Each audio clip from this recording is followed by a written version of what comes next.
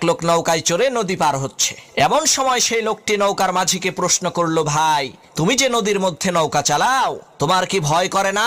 শুনেছি নৌকা ডুবে নাকি মানুষ মরে। তখন মাঝি বলল, ভাই আপনি ঠিকই শুনেছেন, আমার বাপ দাদাও নৌকা চালাইতো। প্রচন্ড ঝড় তুফানের কবলে পড়ে এই নদীতেই নৌকা ডুবে তারা দুইজনই মারা গেছে। তখন সেই লোকটি বলল, ভাই তুমি তো দারুণ বেহায়া, যেই কাজ করতে যেয়ে তোমার বাপ দাদা দুইজনই মরে গেল, সেই ব্যবসা তুমি এখনো ছাড়তে পারো নাই। তখন মাঝি সেই লোকটিকে বলল, ভাই আপনার বাপ দাদা কি বেঁচে আছে নাকি? তখন সেই লোকটি বলল, না ভাই আমার বাপ দাদা দুইজনই মারা গেছে। মাঝি বলল, কিভাবে মরলো? তখন লোকটি বলল, ভাই আমার বাপ দাদা দুইজনই ঘরের মধ্যে বিছানায় চিত হয়ে শুয়ে আরামসে মারা গেছে।